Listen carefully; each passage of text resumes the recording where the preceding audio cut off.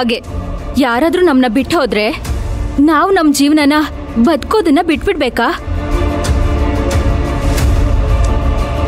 ಕಾವೇರಿ ನಿಮ್ ಜೀವನದಲ್ಲಿ ಈ ಮನೆಗೆ ಕತ್ಲು ತುಂಬ ಹೋಗಿರ್ಬೋದು, ಆದ್ರೆ ನಾವು ಮತ್ತೆ ಈ ಮನೆಗೆ ಬೆಳಕು ತುಂಬೋಣ.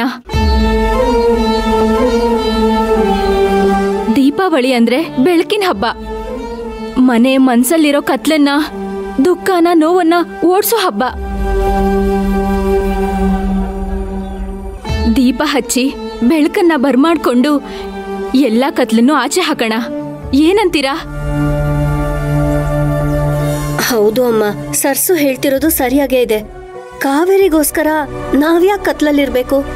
ಈ ಬೆಳಕಿನ ಹಬ್ಬನ ಮನೆ ಮನ್ಸುಗಳನ್ನ ಬೆಳಗೋ ಮುಖಾಂತರ ಆಚರಿಸೋಣ. ಒಪ್ಕೊಮ್ಮ. ಸರಿ ಕಂದ, ನೀವು ಹೇಗೆ ಹೇಳ್ತಿರೋ ಹಾಗೆ ಮಾಡೋಣ. ಥ್ಯಾಂಕ್ ಯು ಅಮ್ಮ. ಸರಿ, ಇದೆಲ್ಲ ತಗೊಂಡ್ ಬಂದು ಒಳಗಡೆ ಎತ್ತಿಡಿ.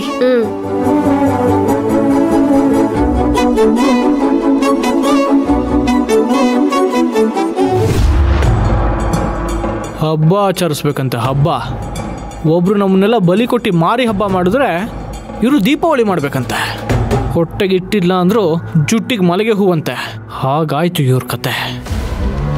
ಇವತ್ತು ನಾನೇನಾದರೂ ಫೈಲ್ ಕರೆಕ್ಷನ್ ಮಾಡಿ ಖಾತೆ ಏನಿಗೆ ಕೊಡಲಿಲ್ಲ ಅಂದರೆ ನನ್ನ ಕೆಲಸ ಹೋಗೋದು ಗ್ಯಾರಂಟಿ.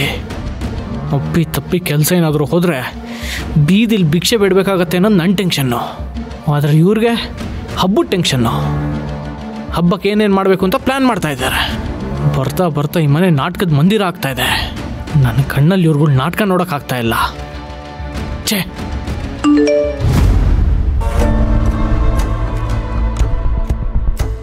ಆಫೀಸಲ್ಲಿ ಇವತ್ತು ವರ್ಕಿಂಗ್ ಇರೋದಿಲ್ಲ. ಎಲ್ಲರೂ ಎತ್ನಿಕ್ ವೇರಲ್ಲಿ ಬರಬೇಕು. ಅಪ್ಪ, ಬೀಸೋ ದೊಣ್ಣೆಯಿಂದ ತಪ್ಪಿಸ್ಕೊಂಡ್ರೆ 100 ವರ್ಷ ಆಯಸ್ಸು ಅಂತಾರಲ್ಲ. ಈ ಫೈಲ್ ವಿಚಾರದಲ್ಲಿ ಒಂದು ಚಿಕ್ಕ ವಿರಾಮ ಸಿಕ್ತು.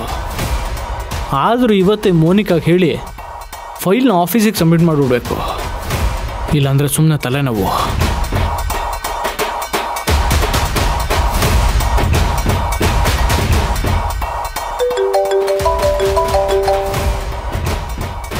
ಹಲೋ ಆದಿ, ಫೈಲ್ ಕೇಳಕ್ ಕಾಲ್ ಮಾಡಿದ್ರಾ? ಅದೇನಿಲ್ಲ, ಆಫೀಸಿಂದ ಮೆಸೇಜ್ ಬಂತು, ಅದು ನೋಡಿದ್ರಾ ಅಂತ ಕೇಳಕ್ ಮಾಡಿದೆ.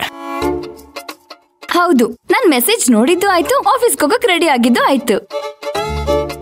ಅದನ್ನ ನೋಡಿ ನಾನೇ ನಿಮಗ್ ಕಾಲ್ ಮಾಡೋಣ ಅಂತಿದ್ದೆ, ಅಷ್ಟ್ರಲ್ಲಿ ನೀವೇ ಕಾಲ್ ಮಾಡಿದ್ರಿ. ಹೌದಾ? ಏನ್ ವಿಷಯ? ಏನಿಲ್ಲ, ರಾತ್ರಿ ನಿದ್ದೆ ಕೆಟ್ಟು ಒಂದ್ ಲೆವೆಲ್ಗೆ ಫೈಲ್ ಕರೆಕ್ಷನ್ ಮಾಡ್ದೆ. ಈಗ ಟೈಮ್ ಸಿಕ್ಕಿರೋದ್ರಿಂದ ಇನ್ನು ನೀಟಾಗಿ ಚೆಕ್ ಮಾಡಿ ನಾಳೆ ಕೊಡ್ತೀನಿ. ಅದನ್ನೇ ನಿಮ್ಮ ಹತ್ರ ಹೇಳೋಣ ಅಂತ ಕಾಲ್ ಮಾಡೋಣ ಅಂತ ಇದ್ದೆ. ಹಾ, ಪರವಾಗಿಲ್ಲ, ಹಾಗೆ ಮಾಡಿ. ಸರಿ, ಆಫೀಸಲ್ಲಿ ಸಿಗೋಣ.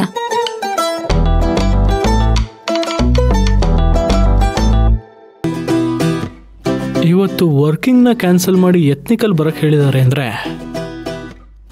ಏನೋ ಹೊಸ ವಿಷಯ ಇರಬೇಕು. ರಾಮು ಮತ್ತೆ ಕಾವೇರಿ ಹೊಸ ಟ್ವಿಸ್ಟ್ ಏನಾದ್ರು ಕೊಡಕ್ಕೆ ಹೊರಟಿದಾರಾ?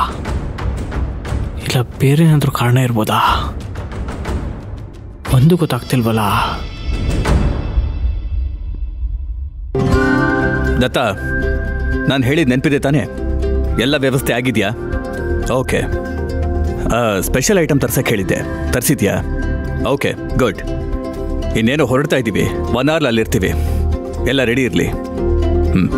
ಅಬ್ಬಾ ಮಾವ, ನಾವು ರೆಡಿ. ಹಾಂ, ನಾನು ರೆಡಿನಪ್ಪ. ಹೊರಡಣ್ವಾ? 1 ನಿಮಿಷ, ಕಾವೇರಿನೂ ಜೊತೆಗೆ ಬರ್ತಾಳೆ. ಬರ್ಬೇಕಾದವ್ರು ಬರ್ದೆ, ಊರಲ್ಲಿರೋರ್ನೆಲ್ಲ ಕರೆದು ಏನ್ ಪ್ರಯೋಜನ? ಅದೇನೋ ಹೇಳ್ತಾರಲ್ಲ, ಉತ್ಸವ ಮೂರ್ತಿ ಇಲ್ದೆ ತೇರು ಮುಂದಕ್ಕೆ ಹೋಗಲ್ಲ ಅಂತ. ಹಾಗಾಯ್ತು.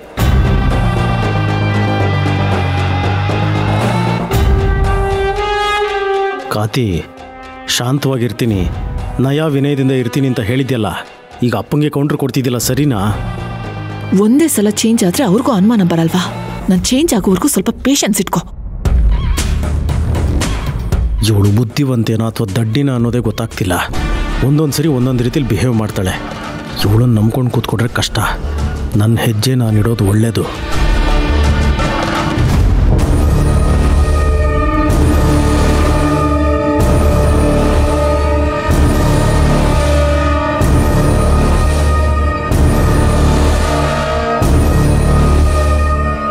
ನೋಡೋಣವಾ?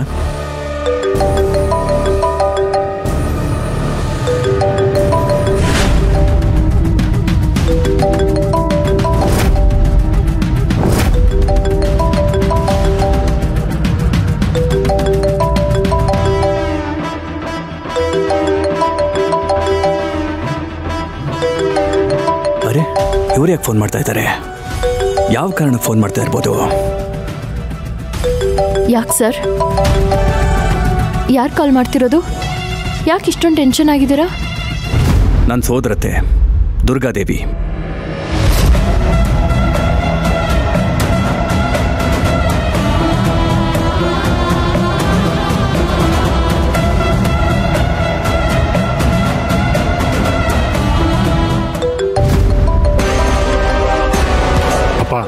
ಇದಕ್ಕೂ ಮೇಲೆ ಫೋನ್ ಪಿಕ್ ಮಾಡಲಿಲ್ಲ ಅಂದ್ರೆ ಭೂಕಂಪ ಸುನಾಮಿ ಎಲ್ಲ ಆಗ್ಬಿಡುತ್ತೆ. ಅದಕ್ಕೆ ಮೊದಲು ಫೋನ್ ಪಿಕ್ ಮಾಡಿಪ್ಪ, ಮಾತಾಡಿಪ್ಪ.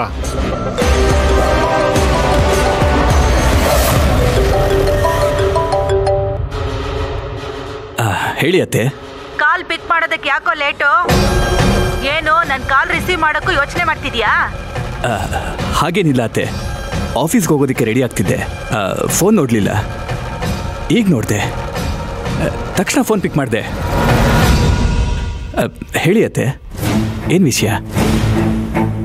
ಹೇಳಕ್ಕೇನಿಲ್ಲ, ಸಂಜೆ ಮನೆಗೆ ಬರ್ತಾ ಇದ್ದೀನಿ.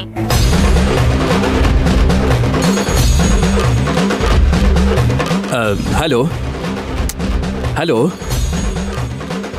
ಮಾವ, ಏನಾಯ್ತು? ಅತ್ತೆ ಸಂಜೆ ಮನೆಗೆ ಬರ್ತಿದಾರಂತೆ.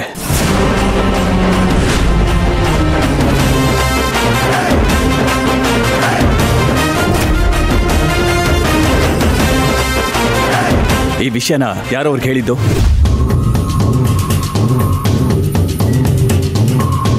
ನಿಮ್ಮನ್ನೇ ಕೇಳ್ತಿರೋದು, ಯಾರು ಹೇಳಿದ್ದು? ನಾನೇನು ಹೇಳಿಲ್ಲಪ್ಪ. ನಾವ್ ಸಹ ಹೇಳಲಿಲ್ಲ ಅಪ್ಪ. ಒಂದ್ ವೇಳೆ ಹೇಳ್ಬೇಕಾಗಿದ್ರೆ ಇಷ್ಟು ದಿನ ಬೇಕಾಗಿರ್ಲಿಲ್ಲ. ನೀವ್ ಇವಳನ್ನ ಮದ್ವೆ ಆಗಿ ಮನೆಗ್ ಕರ್ಕೊಂಡ್ ಬಂದ್ರಲ್ಲ, ಅವಾಗ್ಲೇ ಹೇಳ್ಬೋದಿತ್ತು. ಇಲ್ಲ ಅಂದ್ರೆ ನೀವ್ ಒಳ್ಳೆ ಈ ಮನೆಗೆ ಮತ್ತೆ ನಮ್ಮ ಆಫೀಸ್ಗೆ ಯಜಮಾನಿ ಮಾಡಿದ್ರಲ್ಲ, ಅವಾಗ್ ಬೇಕಾದ್ರೂ ಹೇಳ್ಬೋದಿತ್ತು.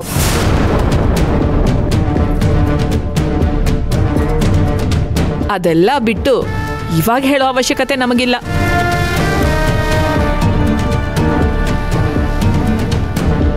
ಅವ್ರ ಮನೆಗೆ ಬಂದು ತುಂಬಾ ದಿನ ಆಯ್ತು, ಹಬ್ಬ ಕೂಡ ಇದೆ, ಅದಕ್ಕೆ ಅವ್ರು ಬರ್ತಾ ಇರ್ಬೋದು. ಈ ರೀತಿ ನೀವ್ ಯಾಕೆ ಯೋಚನೆ ಮಾಡೋದಿಲ್ಲ?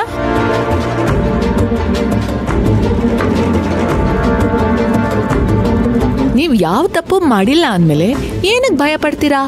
ಅಂಡ್ ಒಂದ್ ವೇಳೆ ಅವ್ರು ನೀವ್ ಮಾಡಿರೋ ಕೆಲ್ಸಕ್ಕೆ ಕ್ರೆಡಿಟ್ ಕೊಡಕ್ ಬರ್ತಾ ಇರ್ಬೋದು, ಯಾರು ಗೊತ್ತು? ಎಲ್ಲ ಕ್ರೆಡಿಟ್ಸ್ ನಿನಗೆ ಸೇರ್ಬೇಕು.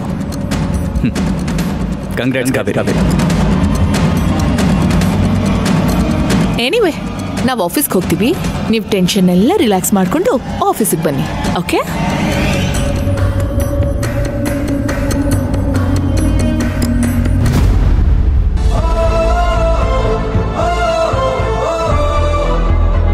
ಬಾ ಹೋಗೋಣ.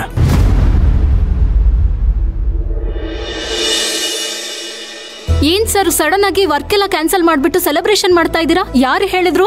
ದಿಢೀರಂತ ಮೆಸೇಜ್ ಎಲ್ಲ ಮಾಡಿದೀರಾ? ಏನ್ ವಿಶೇಷ? ರಾಮ್ ಸರ್ ಆರ್ಡರ್ ಮಾಡಿದ್ರು ಅಂತ ದತ್ತಾ ಸರ್ ಹೇಳಿದ್ರು. ದಸರಾಗಂತೂ ಪೂಜೆ ಮಾಡ್ಲಿಲ್ಲ, ವರ್ಕರ್ಸ್ಗೆಲ್ಲ ಬೋನಸ್ ಕೊಟ್ಟಿಲ್ಲ, ಹಾಗಾಗಿ ದೀಪಾವಳಿಗಾದ್ರೂ ಕೊಡೋಣ ಅಂತ ಹೇಳಿದ್ರು. ಒಂದ್ ನಿಮಿಷ ಪೂಜಾರ್ರೆ, ನಮ್ಗೆಲ್ಲ ಸಿಂಗಲ್ ಬೋನಸ್ ಆದ್ರೆ ಆದಿಗ್ ಡಬಲ್ ಬೋನಸ್. ಅದು ಹೇಗೆ? ಕಾತ್ಯಾಯನಿ ಮ್ಯಾಮು ಡೆಡ್ಲೈನ್ ಕೊಟ್ಟಿದ್ರಲ್ಲ, ಅದರಿಂದ ಬಚಾವಾಗ್ಬಿಟ್ಟ, ಅದಕ್ಕೆ ಹಾಗೆ ಹೇಳ್ದೆ. ಓ, ಆದಿ ಒಂಥರ ಅದೃಷ್ಟವಂತ, ಕೊನೆಗೂ ಬಚಾವಾಗ್ಬಿಟ್ಟ. ಹೌದು. ಏನ್ರಪ್ಪ, ನಿಮ್ಗೆಲ್ಲ ನಾನು ಮನೆಗೆ ಹೋಗೋದು ತುಂಬಾ ಖುಷಿ ಕೊಡುತ್ತೆ ಅಂತ ಅನ್ಸುತ್ತೆ. ಹಾಗೆಲ್ಲ ಏನಿಲ್ಲ ಆದಿ ಸರ್, ಬೀಸೋದೊಣ್ಣೆಯಿಂದ ತಪ್ಪಿಸ್ಕೊಂಡ್ರೆ 100 ವರ್ಷ ಆಯ್ಸು ಅಂತಾರಲ್ಲ, ಅದಕ್ಕೆ ಹಾಗೆ ಹೇಳ್ದೆ. ಫೈಲ್ ಕೇಳಿದ್ರು, ಕರೆಕ್ಷನ್ ಮಾಡಿ ಮನೇಲಿ ಇಟ್ಟಿದ್ದೀನಿ. ಹೌದಾ? ಒಂದೇ ದಿನಕ್ಕೆ ಕರೆಕ್ಷನ್ ಮಾಡ್ಬಿಟ್ರ? ಅದು ಹೇಗೆ? ಹೇಗೆ ಅಂದ್ರೆ, ನನ್ನ ಹಿಂದೆ ಒಂದು ಶಕ್ತಿ ಇದೆ. ಆಮೇಲೆ ಕಾವೇರಿ ಮೇಡಮ್ ಸಪೋರ್ಟ್ ತಗೊಂಡು ಫೈಲ್ ಕರೆಕ್ಷನ್ ಮಾಡಿದೆ ಅಂತ ಅಂದ್ಕೋಬೇಡಿ, ನಾನೇ ನನ್ನ ಬುದ್ಧಿ ಉಪಯೋಗಿಸಿ ಮಾಡಿದ್ದೀನಿ. Good morning. Good morning. Good morning. Hi. Good morning. Good morning. Good morning. ಏನ್ ಎಲ್ರು ಫುಲ್ ಸಖತ್ತಾಗಿ ರೆಡಿಯಾಗಿ ಬಂದಿದ್ದೀರಾ?